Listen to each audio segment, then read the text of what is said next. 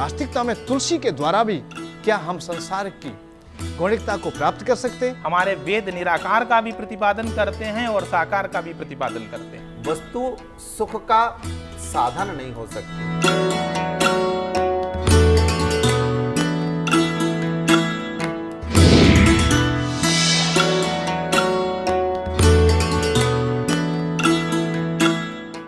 जय श्री कृष्ण, जय श्री राधे। जय श्री राधे। पूज्य महाराज श्री को बार बार वंदन। और तुलसी चैनल के माध्यम से जो श्रोता हमारे नियमित श्रोता हैं और दिनों दिन उत्तरोत्तर वृद्धि हो रही है, बहुत सारे लोगों के फ़ोन, बहुत सारे लोगों के कॉल्स यहाँ पर आ रहे हैं जानने के लिए जीवन का सरल मार्ग, जानने के लिए कि क्या है वो, कौन सा है वो मार्ग जिस मार्ग पर चल करके हम सुख, शांति और समृद्धि प्राप्त कर सकते हैं। वो ज्ञान सभी लोग चाहते हैं सुनना, जिस ज्ञान से हमारा और सारे जगत का कल्याण हो।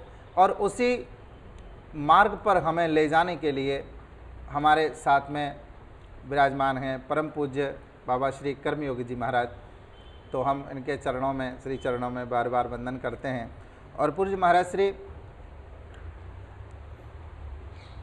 श्री धाम वृंदावन में इस तुलसी मंदिर में हम बैठे हैं, ये हमारा सौभाग्य है। और मैं तो ये कहूँगा कि सौभाग्य ही नहीं, परम सौभाग्य है, क्योंकि इस भूमि को प्राप्त करना या इस भूमि तक आना, ये अपने आप में किसी भी बहुत बड़ी संसार की उपलब्धि से भी कई ज़्यादा सौभाग्य की बात है।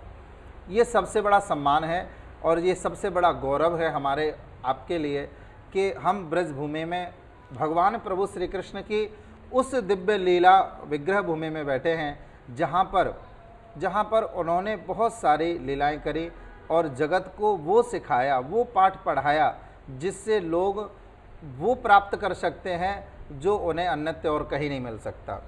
और उन्हीं की वाणी, जिसे हम श्रीमद् भगवत गीता के नाम से जानते हैं, वो भगवत गीता जिसका एक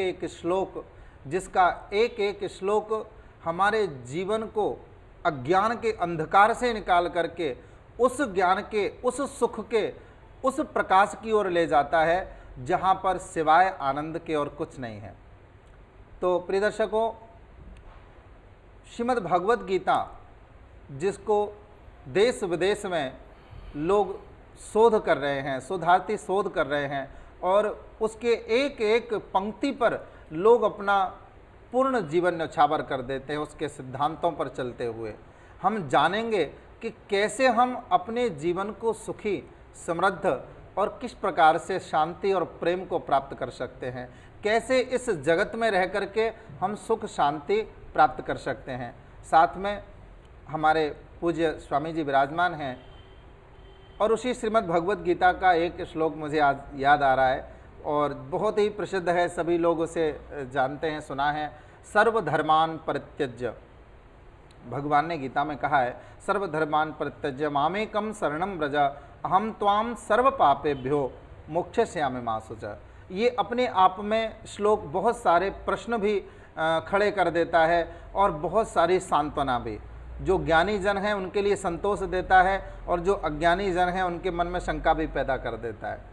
क्योंकि हम तुलसी चैनल के माध्यम से अन्य एपिसोड में हम देखते रहे, जानते रहे, धर्म के बारे में चर्चा करते रहे। अब हम उसी धर्म से जुड़ कर के कैसे अपना जीवन सुखी, समृद्ध और शांतिमय बनाएंगे, ये जानेंगे। महाराज श्री भगवान प्रभु श्री कृष्ण ने अर्जुन को ये समझाते हुए कहा है कि हे अर्जुन, सर्वधर्मान परित्यज्य मामेकम शरणं व्रज। ब्रज भाषा में अगर कहें कि हे कृष्ण, भगवान श्री कृष्ण कहते हैं, हे अर्जुन, तू संसार के सारे धर्मों का त्याग करके तू मेरी शरण में आ जा। और जो मेरी शरण में आ जाता है, जो जीव मेरी शरणागत हो जाता है, मैं उसके सारे पापों को, सारे अपराधों को क्षमा करके उसे मोक्ष की प्राप्ति करा देता हूँ, उसे मोक्ष प्रदान कर देता हूँ। पूज्य महाराज श्री भगवान प्रभु श्री कृष्ण श्रीमद् भागवत में, जो पूज्य वेदव्यास जी महाराज ने 18,000 श्लोक लिखे हैं, उसमें 10वें स्कंद में भगवान श्री कृष्ण गोपियों को समझाते हुए कहते हैं जी। कि धर्म की वहाँ पर वो व्याख्या कर रहे हैं और धर्म का उपदेश दे रहे हैं, और साथ में उन्हें समझा भी रहे हैं कि गोपियों, स्वधर्मेन निधनम श्रेय, अपने धर्म पर मर जाना चाहिए, अपने धर्म पर मर जाना श्रेयस्कर है, गौरव की बात है, लेकिन किसी भी स्थिति में, किसी भी परिस्थिति में अपने धर्म का मानव को त्याग नहीं करना चाहिए। एक तरफ ये गूढ़ वेद की बात है, रहस्य की बात है कि एक तरफ तो भगवान कहते हैं कि सब धर्मों को छोड़ के तू मेरी शरण में आ, मैं तुझे मोक्ष प्रदान करूंगा, तुझे जो चाहिए मैं वो प्रदान करूंगा, और एक तरफ वो धर्म का पालन करने की भी बात संसार के जीवों को समझा रहे हैं। तो पूज्य महाराज श्री, हम आपके श्री चरणों में निवेदन करेंगे कि तुलसी चैनल के माध्यम से जो श्रोता जुड़े हुए हैं, उन लाखों श्रोताओं को आप ये बताएं कि किस प्रकार से हम, कौन से धर्म से हमें जुड़ना चाहिए, और हमारा वास्तव में हमारा मानव धर्म क्या है, कौन से धर्म से जुड़ करके हम अज्ञान के, दुख के अंधेरे से निकल करके सुख के प्रकाश को प्राप्त कर सकते हैं। भगवान श्याम सुंदर ने जो अंतिम पड़ाव में ये बात कही है कि सर्वधर्मा परत्यज माम कम शरणम रजो, समस्त धर्मों का त्यागन कर दे, तो यह दो, जब धर्मों की जब बात आती है तो दो भाग में बढ़ जाता है, लौकिक और पारलौकिक। एक जीने का मार्ग देता है, एक जीने से परे का मार्ग देता है। तो कृष्ण भगवान जब अर्जुन से जितनी भी बात कही गई है तो दोनों पहलुओं पर बोले गए हैं कि वो लौकिक पर भी बोले कि लौकिक में कैसे जिएगा, ये बात उन्हें बताई गई। यदि तू युद्ध करता है और युद्ध में तू जीतता है तो यह बड़ा सम्मान मिलेगा, आदर मिलेगा, सुख का अनुभव होगा, यहाँ सब कुछ मिल जाएगा तुझे। और यदि तू अपने धर्म का, निहित धर्म का, जो क्षत्रिय धर्म है, उसका पालन करते हुए वीरगति को प्राप्त होता है, तो पारलौकिक अवस्था में आता है, तो वहाँ भी देवता लोग तुम्हारा सम्मान करेंगे। तो मैं पीछे से भी यहाँ लोग गाएंगे कि अच्छा व्यक्ति था, परंतु धर्म से विहीन हो करके ना तो इस लोक में ना परलोक में कहीं भी तुझे शांति का मार्ग नहीं मिलेगा। तो महाराज मैं ये बताना चाहूँगा दर्शकों, आपको भी, कि धर्म हमेशा दो भागों में बढ़ता है, इसीलिए इसे सूक्ष्म कहा गया है। धर्म बड़ा सूक्ष्म है, इसे जानना समझना बड़ा दुष्कर कर्म है। सहजता से नहीं समझ में आता है। कभी कभी ऐसा लगता है ये हमारा धर्म है और वही पलट ले जाता है, वही विपरीत हो जाता है। जैसे कहीं हिंसा धर्म है तो कहीं अहिंसा धर्म हो जाता है। जैसे हमारी पद्धति पूर्ण रूप में नहीं एक ही बात कहती है कि अहिंसा ही परम धर्म हो, परंतु हिंसा भी धर्म। जैसे उदाहरण के लिए गांव के खिरक में कोई सिंह आ जाता है और गौ के लिए हानि करता है, अर्थात मारता है, तो रक्षा के गौ माता की रक्षा के लिए सिंह का यदि वध कर दिया जाता है तो धर्म हो जाता है। देश की रक्षा के लिए किन्हीं लुटेरों को या दूसरे देश वालों को हम लोग वध कर देते हैं, उन्हें हम पकड़ लेते हैं, उन्हें सजा देते हैं, तो धर्म हो जाता है। दुष्टों का हम वध करते हैं, ब्राह्मणों की रक्षा के लिए, गौ की रक्षा के लिए, स्त्रियों की रक्षा के लिए, गाँव नगर की आदि की रक्षा के लिए उन लोगों का हम वध करते हैं तो धर्म हो जाता है। जैसे भगवान जब जब अवतार धारण करते हैं तो दुष्टों का नाश करने के लिए होते हैं, जबकि किसी का वध करना परित्राणाय साधुनामा विनाशाय च दुष्कृताम धर्म संस्थापनार्थ संभवामि युगे। धर्म की स्थापना ही तब होगी जब दुष्टों का नाश हो जाएगा और अच्छे लोग रह जाएंगे और अच्छों की रखवाली हो जाएगी, उनकी सुरक्षा व्यवस्था हो जाएगी। क्योंकि भगवान के द्वारा भी शस्त्र उठाए गए, अर्थात उनको भी मारा गया है। किसको? दुष्ट व्यक्तियों को। वध तो हुआ है तो हिंसा तो हुई है, तो हिंसा करना ही यहाँ धर्म हो गया है। अर्थात इसलिए आज हिंसा की है। भगवान राम ने रावण का वध किया है, रावण का वध किया है, कंस का भगवान कृष्ण ने किया है, महाभारत का युद्ध हुआ है, धर्म अधर्म की लड़ाई होगी, जो अधर्म में मारे जा रहे हैं, हिंसा तो वो भी हो रही है, परंतु वो धर्म हो गया है। तो धर्म तो बड़ा सूक्ष्म है महाराज जी। बस महाराज जी आपने बहुत बहुत सुंदर बात बताई और चंद शब्दों में आपने वो बता दिया जो घंटों में नहीं बताया जा सकता, शायद कई दिनों की चर्चा में नहीं बताया जा सकता, कि देश काल परिस्थिति को हमें ध्यान में रखना परम आवश्यक है। यदि हम अपने धर्म का, कर्तव्य का निर्वाह पालन करते हैं, जैसे आपने उदाहरण देखिए महाराज, बात ये है कि युग के अनुसार जी हर चीज़ बदलती है और बदलाव में आती है। प्रकृति की स्वयं की गौणिकता है जी, ये प्रकृति स्वयं बदलाव में है जी। और ये प्रकृति बदलती नहीं और बदलाव की आवश्यकता नहीं होती तो सतयुग जाता ही नहीं। त्रेता को आने की आवश्यकता नहीं होती। जी त्रेता के बाद द्वापर भी नहीं आता।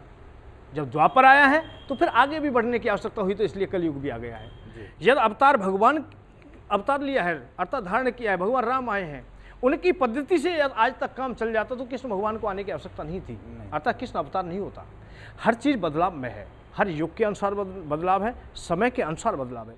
तो आज जैसे देश की राजनीति में बदलाव आ रहा है, हम चारों ओर देखते हैं, निरंतर देख रहे हैं कि राजनीति में बदलाव आ रहा है, कहीं ना कहीं तो बदलाव है और लोगों में भी जागरूकता है। तो हम ये भी चाहते हैं आज दर्शकों कि धर्म में भी कुछ परिवर्तन हो, लौकिक अवस्था को देख करके धर्म की व्याख्या की जाए। केवल हम सतयुग की बातें आज करेंगे तो शायद हो सकता है उनमें से कोई भी बातें हमारी समझ में ना आए या हमारे काम में ना आए। जब तक हम लौकिकता से नहीं जुड़ते, ना तो वो धर्म श्रेष्ठ होता है ना कर्म श्रेष्ठ होता है। कर्म और धर्म दोनों श्रेष्ठ और दिव्य तभी होते हैं जब हमारी समाज से जुड़ जाते हैं, हमको मार्ग दे देते हैं, हमें आगे की सीढ़ी बता देते हैं, कल्याण का मार्ग बता देते हैं। बहुत अच्छा। मुझे किसी कवि की लाइनें याद आ रही हैं कि मजहब नहीं सिखाता आपस में बैर करना, और साथ में कहा गया कि अब तो मजहब कोई ऐसा भी बनाया जाए जिसमें इंसान को इंसान बनाया जाए। तो बहुत इस कलिकाल में हम जो मारामारी, बहुत सारे दुख कष्ट लोगों में आपस में द्वेष ईर्ष्या, जो क्लेशों में कष्टों में ग्रह कष्टों में बाहर से आक्रांत हैं, भयभीत हैं, दुखी हैं, वो सभी लोग धर्म के इस चिन्ह को पहचाने, धर्म के इस उद्देश्य को पहचाने कि हम कोई भी धर्म, दुनिया का कोई भी धर्म, कोई भी पथ, कोई भी मजहब हमें आपस में लड़ना, बैर करना या दूसरे को नुकसान पहुंचाने की शिक्षा कदापि नहीं देता। हमें अगर देता है तो दूसरे को सुख देने की शिक्षा देता है, दूसरे को आनंद देने की शिक्षा देता है कि अगर आप किसी का दुख मिटा सकते हो तो इससे बड़ा आपकी कोई शायद पूजा नहीं है।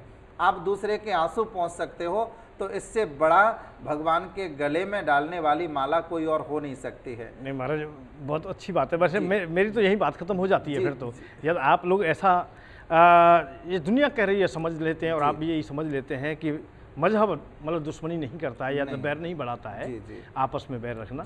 परंतु दर्शकों, मेरी विचारधारा बिल्कुल शायद हो सकती है अलग हो और तुम्हारे काम भी ना आए, पर काम आ जाए तो समझ लेना केवल इन धर्मों के कारण ही हम लोग बैर भाव में हैं। धर्म ना होते तो हम बंटवारे में इस तरह से आते ही नहीं।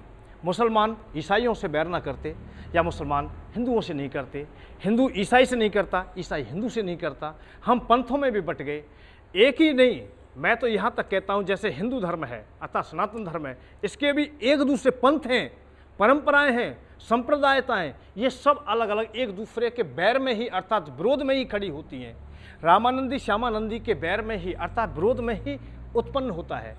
आज भी वक्ता प्रवक्ता यदि कुछ शिष्य इकट्ठे कर लेता है, चंद सिक्के भी इकट्ठे कर लेता है, तो वो महाराज जी फिर दूसरा पंथ ही बनाना चाहता है, दूसरा ही झंडा रखना चाहता है, अपने गुरु के झंडे के तले भी नहीं रहना चाहता है। क्योंकि यदि गुरु के नीचे रहते तो पंथ बनते ही नहीं, क्योंकि सब लोग शिष्य थे, कहीं से भी आप लगाएं वहाँ से ही शिष्य थे।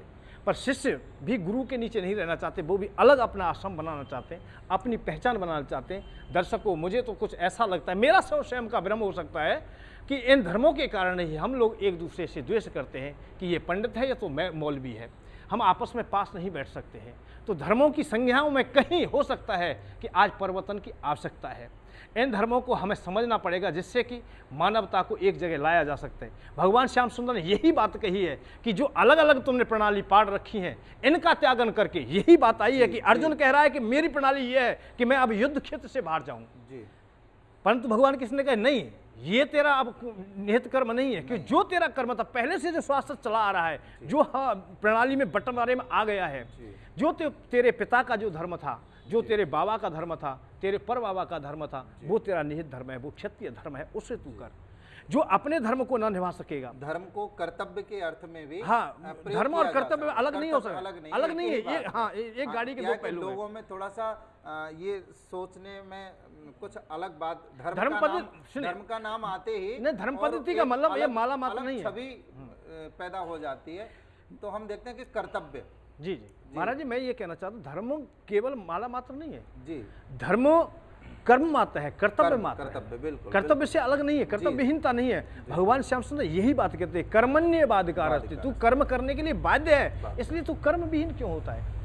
फिर तू उस कर्म को करना चाहता है जो तेरा नहीं है, जो तेरे पिता का नहीं, तेरे बाबा का नहीं, तेरे पूर्वजों का नहीं है, उस कर्म को तू करने की बात कहता है। दर्शकों, एक महत्वपूर्ण बात आ गई है महाराज जी तुम्हारे जी। अर्जुन अपने को हर मोड़ पर एक बात कहता था कि मैं संत होना चाहता हूँ, बैरागी होना चाहता बैरागी होना चाहिए, बिल्कुल। हूँ, और जबकि वो पात्र भी था, जी। क्योंकि उसका परीक्षण कई जगह हो चुका था। उर्वशी के द्वारा उसके संयम की परीक्षा ली गई थी। निंद्रा विजयी थे, बलवान थे, शीलवान थे, गुणवान थे, सुंदरवान थे, अतः सुंदरता भी थी, हर गुण उनके पास था, और तपस्या के भी बहुत धनी थे। उन्होंने शंकर भगवान को भी प्रसन्न किया है, प्रत्यक्ष दर्शन प्राप्त किए हैं। शक्तिशाली इतने हैं कि देवताओं की भी सहायता की है।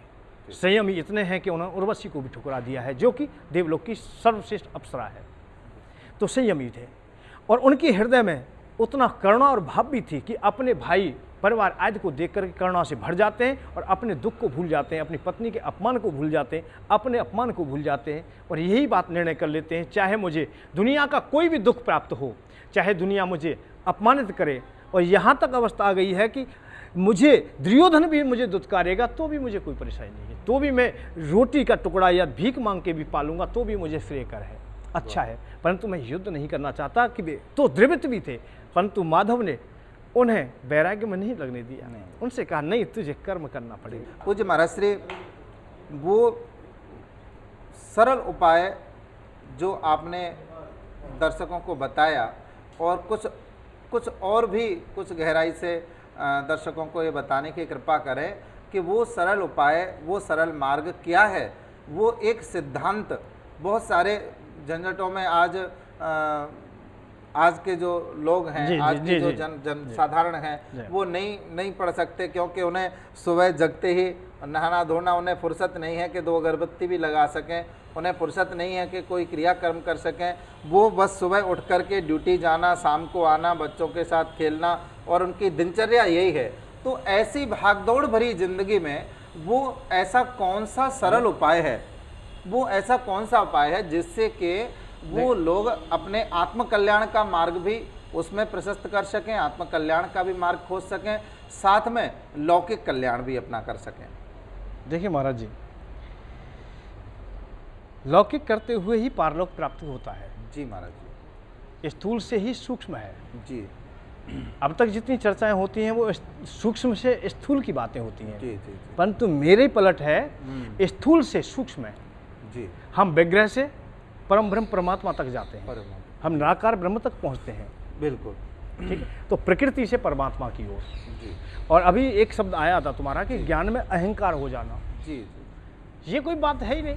जी। हम व्यर्थ में ऐसी बातें शायद निर्णय ले लेते हो कि ज्ञान का भी अहंकार होता है। जी, जी। ज्ञान का तो अहंकार होना ही है। जी। ज्ञान का अहंकार नहीं हुआ तो ज्ञानी क्या है? ज्ञानी तो खोजता है परमात्मा को और बताता है कि मैं कुछ हूं। अपनी प्रस्तुति वो स्वयं प्रस्तुत करता है कि मैं कुछ हूं, वो सिद्ध करता है, भगवान को खोज के सिद्ध करता है। तपेश्वरी तप की बात करता है, उपवास करने वाला उपवास की बात करता है, समाधि वाला समाधि की बात करता है। देवर्षि नारद ने जब कामदेव को जीत लिया तो वो बता रहे हैं कि मैंने समाधि ली, मैंने योग साधना किया और मैं विजयी हूँ। जहां जहां चर्चाएं आएंगी, जहां जहां चर्चाएं, विश्वामित्र की चर्चाएं, तो उन्होंने भी बताया कि मैं भी कुछ हूँ, अर्थात मैंने तपस्या किया है। जी जी। परंतु वास्तविकता क्या है और कैसे हम सुगमता से इन समस्त रोगों से दूर होंगे, वो है भक्ति मार्ग। जी। जो समस्त कल्याणों का मार्ग है वो है भक्ति मार्ग, क्योंकि भक्ति मार्ग में ही एक कर्तापन नहीं होता है, स्वाभाविक समर्पण भाव है, नौछावर है। ज्ञान में तो होगा अहंकार, ज्ञान धारण करना चाहिए, क्यों? ज्ञान में तुमने मेहनत की है, परिश्रम किया है तुमने, उसे तो तुम लेना चाहोगे, उसकी मजदूरी तुम चाहोगे। परंतु भक्त कुछ नहीं चाहता, क्योंकि भक्त की बात ही नहीं होती। भक्त तो कुछ अपना कर्तव्य रखता ही नहीं कि मैंने कुछ किया है। भक्त की आंखों में तो केवल आंसू है, केवल करुणा है। वो रो के परमात्मा के सामने जाता है, बाकी के तो अधिकार से जाते हैं कि मेरा कुछ है। वो तो सिंहासन पर बैठना चाहते हैं, भक्त तो समर्पण हो जाता है, चरणों में बैठता है, बैठता भी नहीं, पूर्ण रूप अपने को नौछावर कर देता है। जैसे भरत भैया, जटा जूट ऋषि मुन पटधारी, मैं खन कुश साथरी संवारी, अर्थात जो भगवान जमीन पर चल रहे हैं तो मैं कैसे जमीन पर बैठ लूं या मैं कैसे बराबरी में लेट लूं। इसलिए वो पृथ्वी माँ को खोद करके मैखन भूमि को खोद करके रहते। तो भक्ति की जिज्ञासा तो नीचे समर्पण है, नौछावर है, उसके पास अपना कुछ नहीं है, सब प्रभु का है। ज्ञानी और भक्त में बहुत जमीन आसमान का फर्क है। ज्ञानी परमात्मा को खोजता है और भक्त परमात्मा को नहीं खोजता, परमात्मा भक्त को खोजता है। वाह, ज्ञानी तो परमात्मा को खोजता है और परमात्मा भक्त को खोजता है। तो भक्ति ही एक ऐसा मार्ग है जिसमें सब द्वंद्व खत्म हो जाते हैं। जिस भक्ति के द्वारा परमात्मा को प्राप्त किया जा सकता है, एक आत्मीय सुख, असीम शांति, असीम आनंद जिससे प्राप्त होता है, वो भक्ति, उस भक्ति को किस प्रकार से प्राप्त किया जा सकता है? वो भक्ति कहीं दुकान पर तो मिलती नहीं है। वो भक्ति कहाँ मिले, कैसे मिले, किस प्रकार से एक साधारण सा व्यक्ति भक्त बने? वो भक्ति अगर उसे अपने हृदय में धारण करनी हो तो उसे क्या करना चाहिए? देखिए, भक्ति की तो एक स्वयं की पहचान है जी कि वो मांग तो कुछ है नहीं उसकी, जी स्वयं की कुछ जिज्ञासा नहीं है। जी भक्त तो देता ही देता है, समर्पण करता है, नौछावर करता है। जब उड़ेलता है अपने को और प्रीतम से, जब अपने से जो प्रिय से बिछो समझता है, तो वो उसकी वेदना होती है। जी और जब वेदना होती है तो करुणा होगी जी और करुणा में आंसू होंगे। आंसू जब जब ढरकते हैं, क्योंकि भक्त तो बालक है, जी। महाराज श्री, भक्ति ये महतारी है। प्रेम और भक्ति दो अलग तत्व हैं या एक ही? नहीं, एक अलग अलग तो होंगे नहीं। जी प्रेम भक्ति के बगैर आएगा ही नहीं, जी और प्रेम के बगैर भक्ति नहीं है। दोनों एक दूसरे से जुड़े हुए, बिल्कुल जुड़े हैं। जी। अलग नहीं हो सकते, थोड़े थोड़े अलग कर दे, ऐसा नहीं। पहले ऐसा नहीं। प्रेम है या पहले भक्ति है? हाँ, ये तो मैं कह ही नहीं सकता। प्रेम के बगैर भक्ति कहाँ से और भक्ति के बगैर प्रेम कहाँ से? जी ये तो दोनों एक साथ ही समर्पण है। जी जी। यदि तुम्हारा किसी से प्रेम है वाह, तभी तुम उसके लिए समर्पण हो, नौछावर हो, बिल्कुल। अपने को उड़ेल के रखेंगे, है वही करुणा है, वही प्रेम है साथ में। जी। ये दोनों ही है, इसको अलग अलग करें ना तो ठीक है। सकते। आप लोग प्रेम से भी भक्ति कह सकते हो जी। और भक्ति से भी प्रेम कह, और प्रेम से तो भगवान कह दिया गया है, जी, जी। राम है केवल प्रेम प्रेम प्यारा। प्यारा। जब प्रेम प्यारा है, प्रेम का नाम ही भक्ति है, भक्ति का नाम प्रेम है। उन्होंने कहा है कि भक्ति के बगैर मुझे कुछ आता ही नहीं।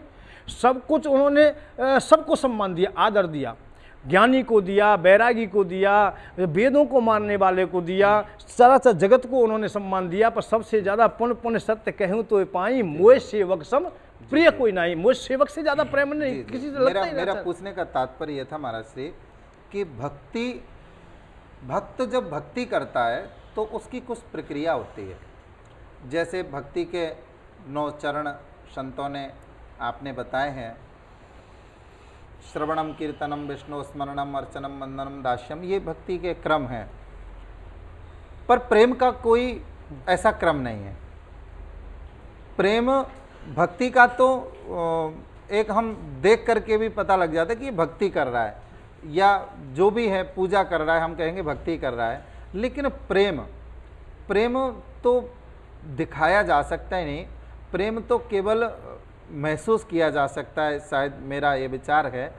और प्रेम का कोई नियम भी नहीं है। नियम भी नहीं। नियम भी नहीं देखिए है। महाराज, ऐसा आ जाता है, भक्ति संक्षेप में आ बहुत जाता है। सारे जी भक्ति मार्ग में बड़ा संक्षेप बात है। जी जी जैसे सरलता से समझाया जाए, जी, जी, राग बिल्कुल एक क्या राग, श्रोताओं को हाँ, सरलता से हाँ, उनका मार्गदर्शन हो सके, मेरा यही उद्देश्य है। जी राग और अनुराग, जी किसी भी चीज का राग। जी अच्छा, गाना ही करते हैं आप लोग, जी हैं, भजन करते हैं, तो राग में करेंगे तो बड़े बड़े संगीतों की आवश्यकता है, वाद्यों की आवश्यकता है, ढोलक की आवश्यकता है, झांझ की आवश्यकता है, एर्गोन क्या क्या है, बांसुरी बजाने की आवश्यकता है, बहुत चीज़ों की है, क्योंकि राग में बोलेंगे और कहीं त्रुटि ना हो जाए, एक शब्द की भी त्रुटि ना हो जाए, ये भी ध्यान रखना पड़ेगा। बिल्कुल। तो राग है, राग तो राग रसोई पागड़ी समय पाए बन जाए तो बन जाए, नहीं तो नहीं। जी जी जी। अब दूसरा पहलू अनुराग, जी वो बना हुआ है, उसमें तो त्रुटि है ही नहीं, है ही नहीं। क्योंकि वो प्रेम से सना हुआ है, वो क्रिया से सना हुआ है। राग क्रिया से है और वो प्रेम से है। जी वो उसमें तो उड़ेलता जा रहा है, मूक भी हो गया है तो भी छलक रहा है, जी और बोल रहा है तो भी छलक रहा है, जी क्योंकि उसे तो प्रभु सुन रहे हैं, उसे तो भगवान देख रहे हैं। राग को तो तुम्हारे को संसार वाले देखेंगे, क्योंकि वो क्रिया से जुड़ा हुआ है, संसार से जुड़ा हुआ है, और प्रेम को हमेशा परमात्मा देखता है, वाह। और प्रेम की भक्ति में कहीं त्रुटि होती नहीं। जहाँ बैठेंगे, जहाँ उठेंगे, कैसा भी क्रिया करेंगे, सब प्यारा है। इसीलिए तो माधव को हम लोग आज कैसे भी देख लेते हैं, अपना मान लेते हैं। वृंदावन में आने वाले संत जितने भी हैं उन्हें अपना बालक तक कह दिया। सूरदास बाबा मोहन कहते हैं, उन्हें बढ़ने ही नहीं देते, छोटा कहते हैं कि मेरी गलियों में है, ब्रज धूल में है। ब्रज रसखान बाबा धूल में खेलते हुए देखते हैं, उन्हें कभी उन्हें ईश्वर ऐसा लंबा कहे ही नहीं, अपना माना। जहाँ प्रेम है, जहाँ अनुग्रह है। धूर भरे अत सोवत श्याम जू, कैसी बनी सिर सुंदर चोटी, और खेलत खाते फिरे अंगना, पग पैजनी बाजत पीरी कछोटी। महाराज श्री, बहुत बहुत सुंदर, हृदय को स्पर्श करने वाली आपने बात कही है। और वास्तव में आप जैसे संतों का, भक्तों का, ब्रजभूमि के प्रेमियों का ये भाव है, और ये प्रेमी ही कह सकता है, कोई दूसरा नहीं कह सकता, क्योंकि प्रेमी सिर्फ देता है, बदले में मांगता नहीं। और प्रेमी कह सकता है कि मुझे मोक्ष नहीं चाहिए, मुझे स्वर्ग नहीं चाहिए, मुझे अगर चाहिए तो जन्म जन्मांतर तक तेरे चरणों की प्रीति ही चाहिए मुझे। जैसे कबीरदास जी ने कहा है कि आया बुलावा राम का, दिया कबीरा रो। तो कहते भक्त तो जाना ही नहीं चाहता, भक्त तो हमेशा प्रभु के, अपने इष्ट के, अपने प्रेमी के चरणों में ही रहना चाहता है। और यही इस ब्रजभूमि की विशेषता है।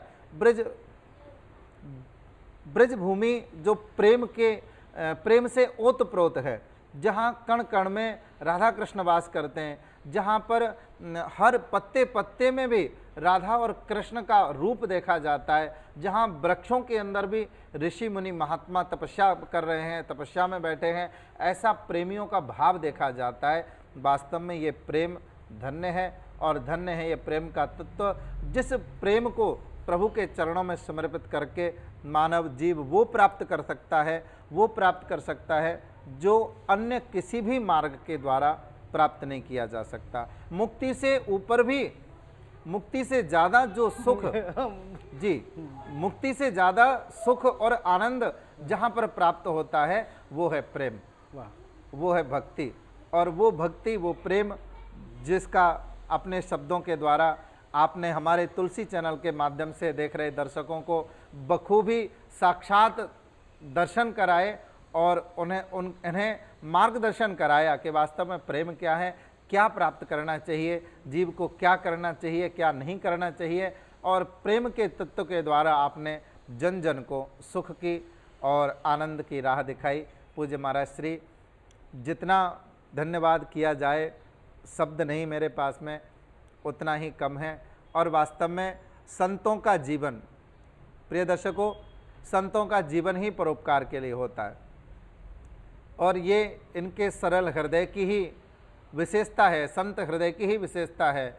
जो गूढ़ बातें आपको लाखों करोड़ों रुपए खर्च करने के बाद में, जंगल की खाक को छानने के बाद में भी जो ज्ञान, जो भक्ति, जो प्रेम तत्व आप नहीं जान सकते, वो प्रेम तत्व, वो भाव तत्व, वो भक्ति तत्व आपको ऐसे दिव्य संत और महापुरुषों के चरणों में इनकी वाणी श्रवण करके प्राप्त होता है।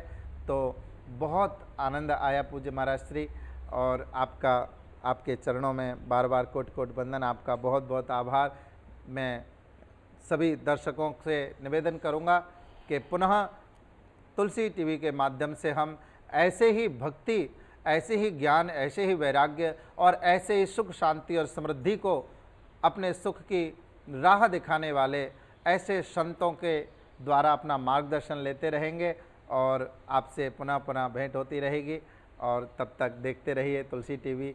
जय श्री कृष्णा, जय श्री राधे। जय श्री राधे। धर्म का तात्पर्य क्या है? आएगा वो दिन, भारत फिर से जगत गुरु के पद पर प्रतिष्ठापित होगा। वास्तविकता में तुलसी के द्वारा भी क्या हम संसार की गौणिकता को प्राप्त कर सकते हैं? हमारे वेद निराकार का भी प्रतिपादन करते हैं और साकार का भी प्रतिपादन करते हैं। वस्तु सुख का साधन नहीं हो सकती।